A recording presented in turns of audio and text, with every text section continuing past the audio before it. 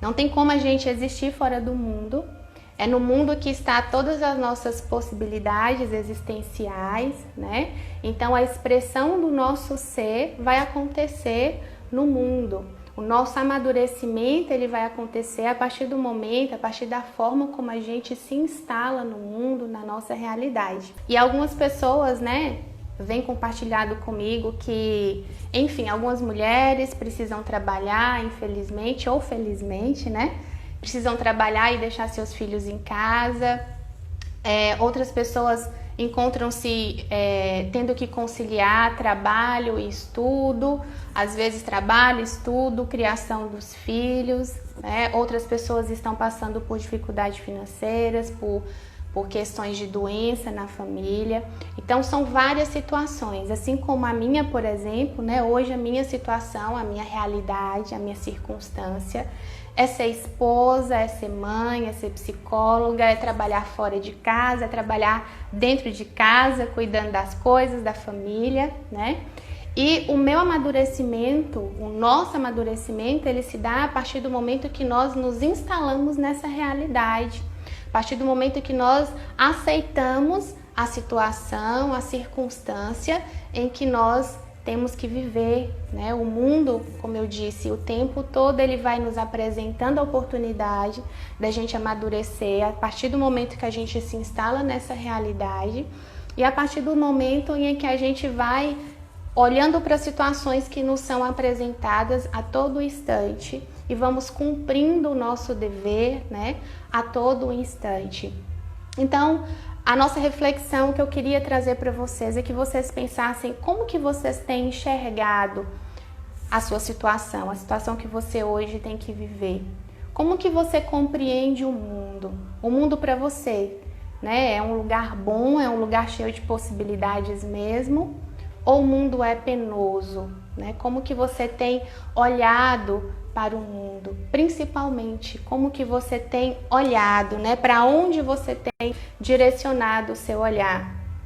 E eu trago aqui um exemplo de Viktor Frankl, que ele vem nos dizer no livro Em Busca de Sentido, quando ele fala dos prisioneiros, né? Ele fala que a gente sabe que era uma situação que eles se encontravam de grande sofrimento, né? Uma situação extremamente dolorosa, uma situação horrorosa, inclusive, né? Não só dolorosa, mas uma situação de horror. E ele diz que mesmo naquela situação, mesmo naquele lugar repleto de lama, de corpos, né? Ainda assim, as pessoas, para conseguir suportar aquele sofrimento, para conseguir suportar aquela situação que eles estavam vivenciando ali no campo de concentração, eles olhavam para as montanhas e eles olhavam também para o pôr do sol. Então o olhar deles estava direcionado para algo que agregava valor, que trazia sentido para eles. Uma outra reflexão que eu acho muito bacana e que enquadra bem, né, nesse nosso momento, nessa nossa partilha, é uma frase de Santa Teresa d'Ávila. Eu já falei várias vezes aqui para vocês que é uma santa que eu gosto muito, né? Teresa d'Ávila, ela vem dizer que a vida, né, vou até ler para não ler errado, a vida é apenas uma noite em uma pousada ruim. Olha que bonito isso, né? Que estranho também, mas faz todo sentido. A vida é apenas uma noite. Ou seja, poderia ser um ano, que seria muito difícil, poderia ser, né, uma vida inteira, 10 anos, em uma pousada ruim. Mas é apenas uma noite. Quem aqui já foi, eu acredito que todo mundo aqui já viajou para algum lugar e se recorda de alguma noite que teve que passar em uma pousada, em um hotel, que não era muito lá, essas coisas, que não era muito bacana, né? Quando eu li essa frase pela primeira vez, eu lembrei inclusive de uma experiência que eu tive muitos anos atrás, muitos anos mesmo, nem lembro quanto tempo tem, mas já tem, sei lá, não, tem 15 anos atrás, quando eu fui a Lapa, pela primeira e única vez. Quando eu fui na Lapa, eu fiquei num lugar horrível. Eu fiquei numa hospedagem horrível, né? Eu lembro que, nossa, a cama era muito ruim, o colchão era muito ruim. E ainda assim eu tinha que dividir uma cama de solteiro com uma outra pessoa. Então foi uma noite péssima. mas foi só uma noite, assim como Teresa d'Ávila fala, né? A gente foi e voltou no outro dia, não tive que ficar uma semana lá naquela pousada. E ainda assim, se a gente tivesse que ficar, né? Ainda assim, se a gente tivesse que ficar uma semana inteira numa pousada ruim, é bem melhor do que ficar ao relento, do que ficar na rua, do que ter que passar frio, do que ter que ficar debaixo da chuva. Então tudo depende da maneira, do modo como a gente olha, como a gente encara a situação em que a gente está. Vocês concordam comigo? É isso que Teresa d'Ávila quer nos mostrar. Que a vida tem sim seus momentos difíceis, a vida sim é sofrida, a vida nem se compara com o céu, né? Nem se compara, porque ela estava olhando para o céu, ela estava olhando para aquilo que transcende. Então a vida nem se compara com o céu, porém, ainda assim, não é tão ruim assim, né? Melhor uma noite apenas, numa pousada, mesmo que bem ruim, do que um ano morando na rua, debaixo da chuva, passando frio. Então o nosso amadurecimento, ele se dá a partir da maneira como a gente se instala na nossa realidade, mas também a partir da maneira que a gente enfrenta, que a gente olha, que a gente encara o nosso sofrimento, por mais difícil que ele seja. E aqui entra uma outra questão também que algumas pessoas partilharam comigo, né, com relação ao cansaço, que elas se encontram cansadas por ter que trabalhar, por ter que cuidar da casa, encontram-se cansadas. E aí eu te digo, tá? Ninguém tem o direito de menosprezar o seu cansaço, ninguém tem o direito de falar que você não está cansado, que você não está cansada por ter que estudar, por ter que trabalhar e estudar. Nem mesmo você tem o direito de menosprezar o seu cansaço. Porém, você precisa refletir se o seu cansaço de fato, né, você precisa ter consciência se o seu cansaço de fato tem ou não algum sentido. O seu cansaço, ele diz o quê? O seu cansaço diz, no final do dia, que você cumpriu o seu dever, ou ele diz que você ficou o dia inteiro lutando para você não fazer o que você precisava fazer? O que diz o seu cansaço? O que significa o seu cansaço? Tem até um relato meu pessoal, né? Um momento de partilha. Então aqui estou eu para partilhar também mais uma vez da minha vida, né? Das minhas situações, das minhas circunstâncias.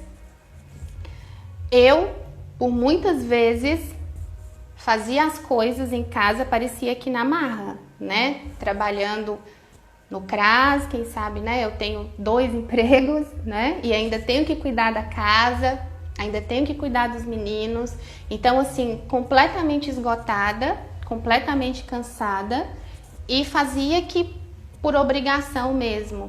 E reclamava muito quando, até mesmo sem perceber, reclamava muito porque eu tinha que fazer as coisas, porque eu estava limpando a casa e eu fechava a cara.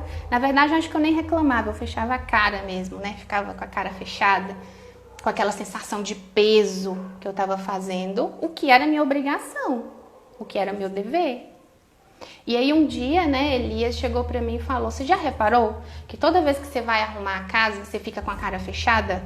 Você fica nervosa, você fica chateada? Então, se for para você ficar assim, você não precisa nem fazer. Pode deixar que eu faço. E ele faz mesmo, porque ele me ajuda em tudo aqui em casa, né? E aí, quando ele falou aquilo, eu parei e falei assim: gente, mas o que eu tô fazendo?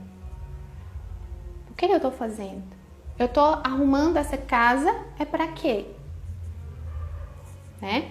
Não é só porque é minha obrigação, mas é porque eu amo os meus filhos, é porque eu amo meu marido, é porque eu me amo também, né? Porque eu quero ficar num lugar limpo, num lugar arrumado.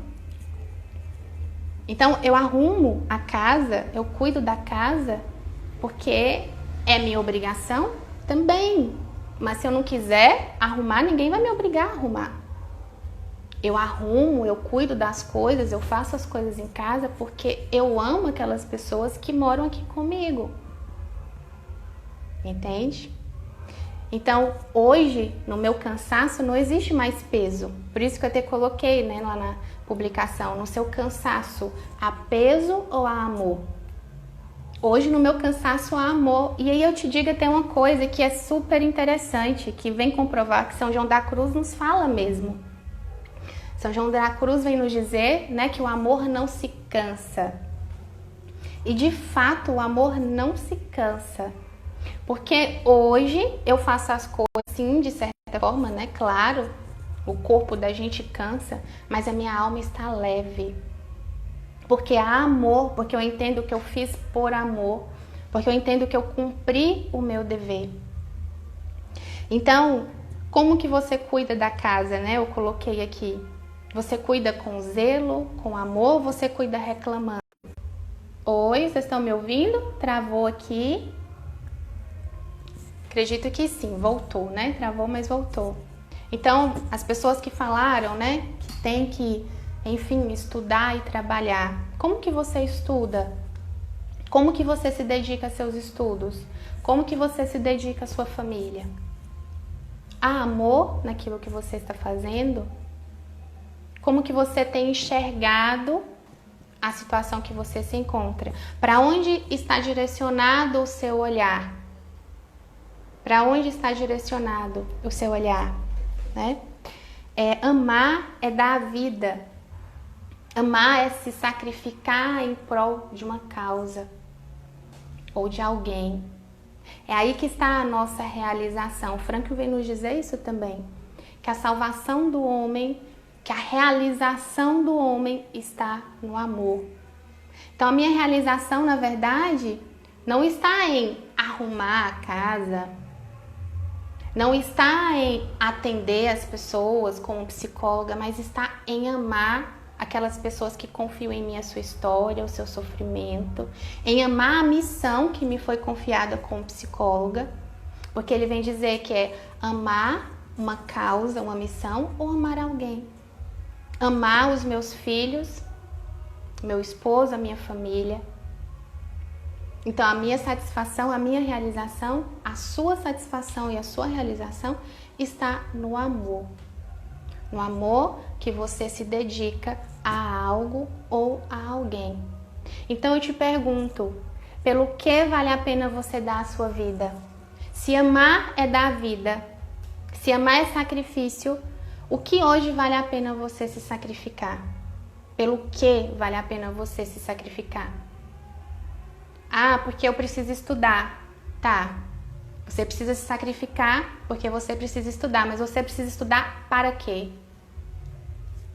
Só para estudar? Para você guardar o conhecimento para você? Então não há realização. E aí você vai ficar cansado. E aí vai vir um peso, porque não há amor. Não há uma missão de fato. Entende? Então, pelo que vale a pena você se sacrificar? Pelo que vale a pena você dar a sua vida?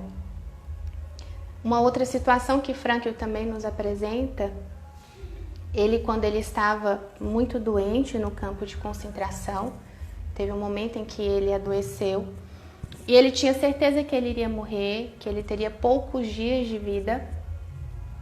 Ele decidiu e ele disse, ele escreveu que já que ele iria morrer, então ele queria que a vida dele tivesse um sentido. Ele sabia que se ele fizesse muito esforço, ele não iria durar mesmo muitos dias. Porém, ele decidiu se entregar a uma causa que foi ajudar os seus companheiros que estavam doentes, que estavam enfermos na enfermaria. E acabou que ele não morreu, né? Mas ele disse isso, já que eu vou morrer, eu não sei o que vai me acontecer, tudo indica que eu tenho poucos dias de vida, então que a minha morte tem algum sentido. Eu vou passar esses últimos dias aqui ajudando quem está sofrendo, dando a minha vida por quem está sofrendo. Então, muitas vezes, as situações que a gente se encontra, né, justamente as situações exteriores que nos são apresentadas pelo mundo, pelas circunstâncias, as mais difíceis, as mais dolorosas, são as que nos apresentam a maior oportunidade de crescimento, de amadurecimento, de crescimento interior, inclusive, de olhar para além de nós mesmos.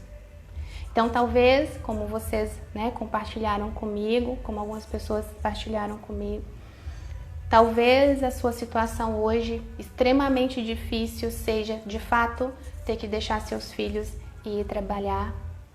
Talvez seja uma dificuldade financeira, talvez seja a doença de algum ente da sua família, a perca ou a morte de alguém da sua família.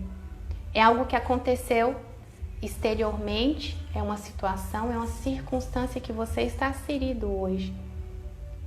Mas é uma oportunidade de crescimento, de amadurecimento, inclusive de realização de valores.